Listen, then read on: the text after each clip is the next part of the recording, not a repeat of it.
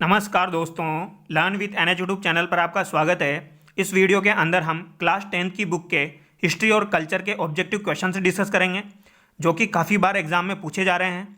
जो भी विद्यार्थी चैनल पर नए हैं वो चैनल को सब्सक्राइब कर ले और वीडियो को लाइक कर ले, ताकि जो भी यूजफुल वीडियोज़ है वो आपको टाइम टू टाइम मिल जाए। तो चलिए दोस्तों, बिना देरी के शुरू करते हैं। पहला सवाल है, कालीबंगा राजस्थान के किस जिले में स्थित है? तो दोस्तों सबसे पहले तो आपको ये पता होना चाहिए, कालीबंगा जो है ये एक सिंधी भाषा का शब्द है। कौन सी भाषा का शब्द है दोस्तों? सिंधी भाषा का शब्द है। और कालीबंगा का जो शाब्दिक अर्थ होता है वो होता है काली चूड़िया। कालीबंगा की जो खोज थी वो अमलानंद घोष के द्वारा 1952 में की गई थी। ठीक है। इसके अलावा 1961 से लेकर 1969 तक इसका जो उत्खनन था वो बीबी लाल और बीके थापर के द्वारा किया गया था। यहाँ से 7 अग्निकुंड भी मिले हैं, ये भी आपको ध्यान रखना है। कालीबंगा जो है वो घग्गर नदी के किनारे हनुमानगढ़ में स्थित है। सो ऑप्शन डी आपका यहाँ पर करेक्ट होगा। नेक्स्ट क्वेश्चन है, राजपूतों की अग्निकुंड से उत्पत्ति का सिद्धांत किसने दिया था? तो दोस्तों ये चंद्रबरदाई के द्वारा दिया गया था। ऑप्शन ए यहाँ पर आपका करेक्ट होगा। चंद्रबरदाई के द्वारा एक पुस्तक भी लिखी गई है जिसका नाम है पृथ्वीराज रासो, ये भी आपको ध्यान रखनी है। नेक्स्ट क्वेश्चन है, पद्मिनी किस शासक की पत्नी थी? ऑप्शन है दोस्तों आपके राणा सांगा, रतन सिंह, राज सिंह, मान सिंह। पद्मिनी जो थी वो रतन सिंह की पत्नी थी, ये भी आपको ध्यान रखना है। ठीक है। पद्मिनी आपको पता होगा 1303 में अलाउद्दीन खिलजी के द्वारा चित्तौड़गढ़ पर आक्रमण किया गया था, तब पद्मिनी के द्वारा ही जौहर किया गया था। ठीक है। और ये किनकी पत्नी है? रतन सिंह की पत्नी है। आपको एक चीज़ और ध्यान रखनी है, एक तो हो गया आपका पद्मिनी, एक हो जाएगा आपका पद्मावत। ठीक है।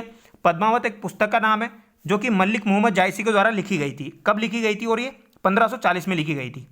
और मलिक मोहम्मद जायसी शेरशाह सूरी के दरबार में था, ये भी आपको ध्यान रखना है। ठीक है। नेक्स्ट क्वेश्चन है, पृथ्वीराज तृतीय ने किस वर्ष महोबा के चंदेल शासक को परास्त किया था? 1181 ईस्वी, 1182 ईस्वी, 1191 ईस्वी या 1192 ईस्वी? तो दोस्तों महोबा का चंदेल शासक था जिसका नाम था परमादिदेव, उसको परास्त किया गया था 1182 ईस्वी में। इसे ही हम तुमुल का युद्ध भी कहते हैं, ये भी आपको ध्यान रखना है। तुमुल का युद्ध कब हुआ था? 1182 में हुआ था। ठीक है। यहाँ पर परमादिदेव के 2 सेनापति थे, आला और उदल, वो दोनों मारे गए थे। यहाँ पर विजय किसकी हुई थी? पृथ्वीराज तृतीय की हुई थी। ठीक है। नेक्स्ट क्वेश्चन है, कृष्णा कुमारी किस राज्य की राजकुमारी थी? मेवाड़, जयपुर, मारवाड़, बीकानेर? तो दोस्तों कृष्णा कुमारी जो थी मेवाड़ राज्य की राजकुमारी थी। ऑप्शन ए यहाँ पर आपका बिल्कुल करेक्ट होगा। नेक्स्ट क्वेश्चन है, निम्नलिखित में से कौन पंचपीरों में शामिल नहीं है? तो आप लोगों को पता होगा, फाबू, हड़बू, रामदेव, मांगलिया, मेहा, पांचों पीर पधारजो, गोगाजी, जेहा। तो इसमें फाबू जी भी आ गए, गोगाजी भी आ गए, रामदेव जी भी आ गए, बट तेजा जी जो है ये पंचपीरों में शामिल नहीं है। सो ऑप्शन डी यहाँ पर आपका करेक्ट होगा। नेक्स्ट क्वेश्चन है, तेजा जी का जन्म किस जिले में हुआ था? तो दोस्तों तेजा जी का जन्म जो हुआ है वो खड़नाल नागौर में हुआ है। सो ऑप्शन ए यहाँ पर आपका बिल्कुल करेक्ट होगा। और तेजा जी को काला बाला का देवता भी कहा जाता है, ये भी आपको ध्यान रखना है। इसके अलावा तेजा जी का जो गोत्र था वो धोलिया गोत्र था। धोलिया गोत्र के कारण इन्हें धोलिया वीर भी कहा जाता है। क्या कहा जाता है दोस्तों? धोलिया वीर भी कहा जाता है, ये भी आपको ध्यान रखना है। ठीक है। नेक्स्ट है, धन्ना किसके शिष्य थे? कबीर के, रामानंद के, पीपा के, दादू के? तो धन्ना जो थे वो रामानंद जी के शिष्य थे। सो ऑप्शन बी यहाँ पर आपका बिल्कुल करेक्ट होगा।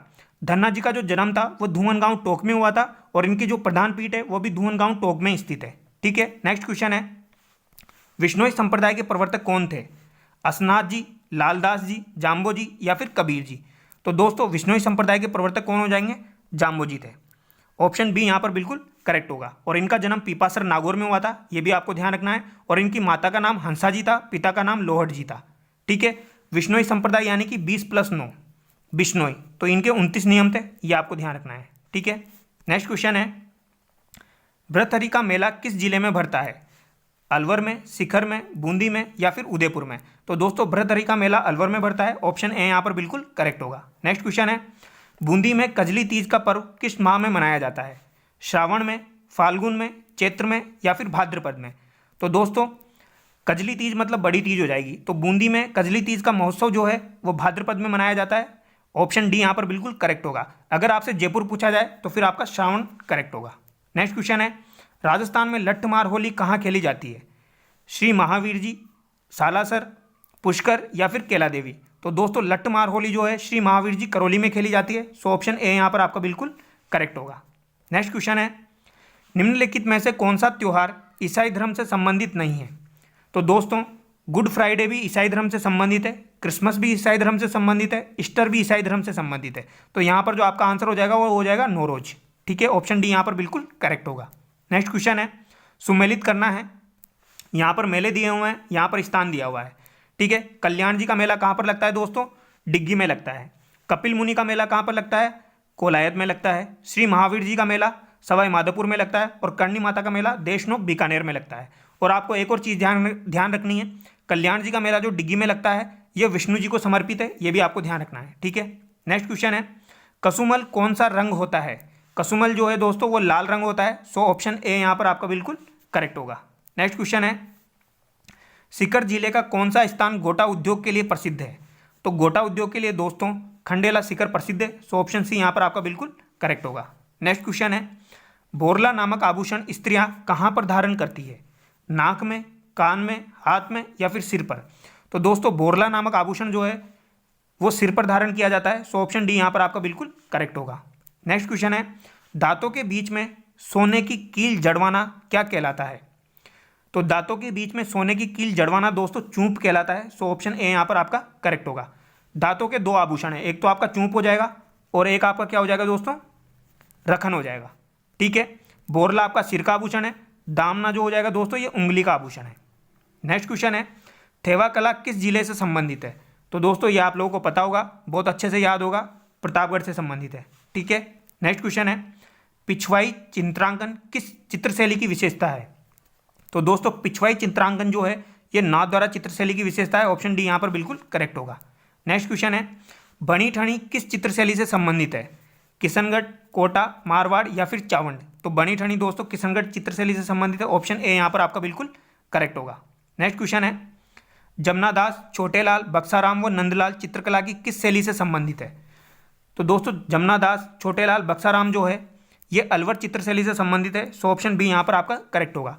और अगर आपसे पूछा जाए डडीकर शैली या फिर बांसलो शैली आपसे पूछी जाए, या बांसलो चित्रण का संबंध कौन सी शैली से है? तो दोस्तों ये भी अलवर से ही है, यानी डडीकर या फिर बांसलो पूछा जाए तो इन दोनों का संबंध भी अलवर चित्रशैली से ही है। ठीक है, नेक्स्ट क्वेश्चन है, जयपुर राज्य के उस कारखाने का नाम बताइए जहां कलाकार चित्र और लघु चित्रण बनाते थे। तो दोस्तों ये हो जाएगा आपका सूरत खाना। अब यहाँ पर आपको ये ध्यान रखना है, एक तो यहाँ पर सूरत खाना दिया हुआ है, यहाँ पर सूरत खाना दिया हुआ है, तो यहाँ पर बड़ी ऊ की मात्रा आएगी यानी कि सूरत खाना। ठीक है, नेक्स्ट है, पक्षियों को महत्व देने वाली चित्रशैली है। तो दोस्तों पक्षियों को महत्व देने वाली चित्रशैली आपकी कौन सी हो जाएगी? बूंदी शैली। ठीक है, नेक्स्ट क्वेश्चन है, सांझी का संबंध किस देवी से है? सीता से, दुर्गा से, उषा से या फिर पार्वती से? तो सांझी का संबंध जो है दोस्तों वो पार्वती जी से है। ऑप्शन डी यहाँ पर करेक्ट होगा। नेक्स्ट क्वेश्चन है, फड़ वाचन का कार्य कौन करते हैं? भोपे, कालबेलिया, बंजारे या फिर सरगड़े? तो फड़ वाचन का जो कार्य है दोस्तों वो भोपों के द्वारा किया जाता है। ऑप्शन ए यहाँ पर आपका बिल्कुल करेक्ट होगा। नेक्स्ट क्वेश्चन है, मांगीलाल मिस्त्री की प्रसिद्धि का क्षेत्र है? रावणहत्ता, कावड़, पुंगी या फिर सेनाई? मांगीलाल मिस्त्री दोस्तों कावड़ से संबंधित है। सो ऑप्शन बी यहाँ पर बिल्कुल करेक्ट होगा। नेक्स्ट क्वेश्चन है, फड़ से संबंधित श्रीलाल जोशी किस जिले के निवासी है? भीलवाड़ा के, शिखर के, जयपुर के या फिर चूरू के? तो दोस्तों फड़ से संबंधित जो श्रीलाल जोशी है ये भीलवाड़ा से संबंधित है। ऑप्शन ए यहाँ पर करेक्ट होगा। नेक्स्ट क्वेश्चन है, सोजत किसके लिए प्रसिद्ध है? सोजत दोस्तों ऑप्शन दिए हुए हैं यहाँ पर, गुड़, कंबल, कावड़ या फिर मेहंदी। तो सोजत पाली में स्थित है जो कि मेहंदी के लिए फेमस है। ठीक है दोस्तों, नेक्स्ट क्वेश्चन है, किस दुर्ग के लिए कहा गया है कि यह दुर्ग बख्तरबंद है? रणथंभौर के लिए, नाहरगढ़ के लिए, सिवाना के लिए या फिर तारागढ़ के लिए? तो दोस्तों बख्तरबंद जो दुर्ग कहा गया है वो रणथंभौर को कहा गया है। ऑप्शन ए यहाँ पर करेक्ट होगा। और आपको एक चीज़ और ध्यान रखनी है, रणथंभौर दुर्ग के अंदर जोगी महल और सुपारी महल बने हुए हैं। ठीक है, जो कि काफ़ी बार एग्जाम में पूछे जाते हैं, जोगी महल और सुपारी महल। ठीक है, नेक्स्ट क्वेश्चन है, एक जैसे 9 महल किस किले में बने हुए हैं? नाहरगढ़ में, तारागढ़ में, चित्तौड़गढ़ में या फिर गागरोन में? एक जैसे 9 महल जो है दोस्तों नाहरगढ़ में बने हुए हैं।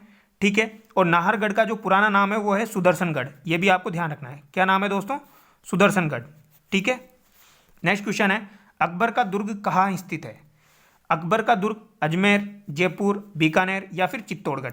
अकबर का दुर्ग जो है वो मैगजीन दुर्ग को कहा जाता है और मैगजीन दुर्ग अजमेर में स्थित है। सो ऑप्शन ए यहाँ पर आपका बिल्कुल करेक्ट होगा। नेक्स्ट क्वेश्चन है, हर्षद माता मंदिर कहाँ पर स्थित है? आबानेरी, पुष्कर, सालासर या फिर माउंट आबू?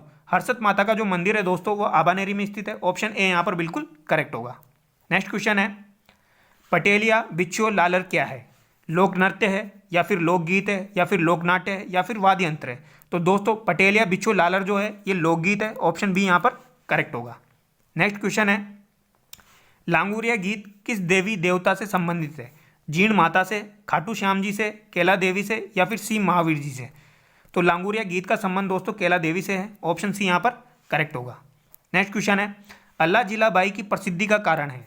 मांड गायन, नृत्य, कुरंजा गायन या फिर रावण हत्या? तो दोस्तों यहाँ पर अल्लाह जिलाबाई का जो संबंध है वो मांड गायन से है, सो ऑप्शन ए यहाँ पर बिल्कुल करेक्ट होगा। नेक्स्ट क्वेश्चन है, गीदड़ नृत्य का संबंध किस क्षेत्र से है? मेवाड़ से, मारवाड़ से, शेखावटी से या फिर बाड़मेर से? तो दोस्तों गीदड़ नृत्य का संबंध शेखावटी क्षेत्र से है, चंग नृत्य का संबंध शेखावटी क्षेत्र से है, ये भी आपको ध्यान रखना है। नेक्स्ट क्वेश्चन है, कच्ची घोड़ी नृत्य किस अवसर पर किया जाता है? होली पर, विवाह पर, तीज पर या नवरात्र पर?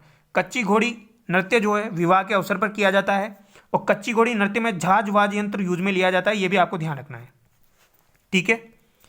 और कच्ची घोड़ी नृत्य जब किया जाता है तो इसमें फूल के खिलने और मुरझाने का आभास होता है, ये भी आपको ध्यान रखना है, ठीक है। नेक्स्ट है, ढोल नृत्य किस जिले से संबंधित है? जालोर से, सीकर से, जयपुर से या फिर प्रतापगढ़ से? ढोल नृत्य का संबंध जालोर से है, और ढोल नृत्य जो है ये थाकना शैली में किया जाता है। कौन सी शैली में किया जाता है दोस्तों? थाकना शैली में किया जाता है। और ढोल नृत्य को प्रसिद्ध करने का जो श्रेय है वो जय नारायण व्यास को जाता है, ये भी आपको ध्यान रखना है, ठीक है। किसको जाता है? जय नारायण व्यास को।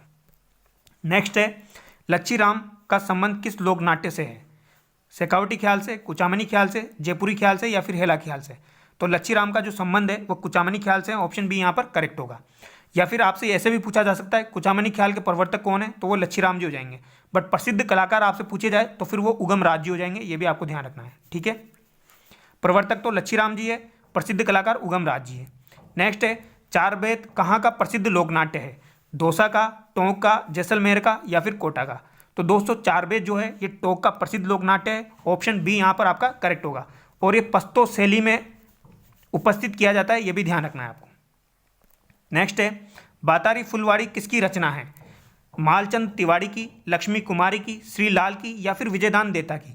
बातारी फुलवाड़ी जो है दोस्तों ये विजयदान देता की रचना है, जो कि 14 खंडों में विभक्त है, जो कि अभी 1 सेट के एग्जाम में पूछा गया था, ठीक है। नेक्स्ट क्वेश्चन है, जिस काव्य ग्रंथ में किसी राजा की कीर्ति, विजय, युद्ध, वीरता आदि का वर्णन हो उसे कहते हैं? रूपक, रासो, विगत या फिर वेली? तो दोस्तों जिसमें कीर्ति, विजय, युद्ध, वीरता आदि का वर्णन हो उसे हम क्या कहते हैं? उसे हम रासो कहते हैं, ऑप्शन बी यहाँ पर आपका करेक्ट होगा। नेक्स्ट क्वेश्चन है, मेयो कॉलेज की स्थापना किस वर्ष में हुई थी? यानी कि मेयो कॉलेज की स्थापना कब की गई?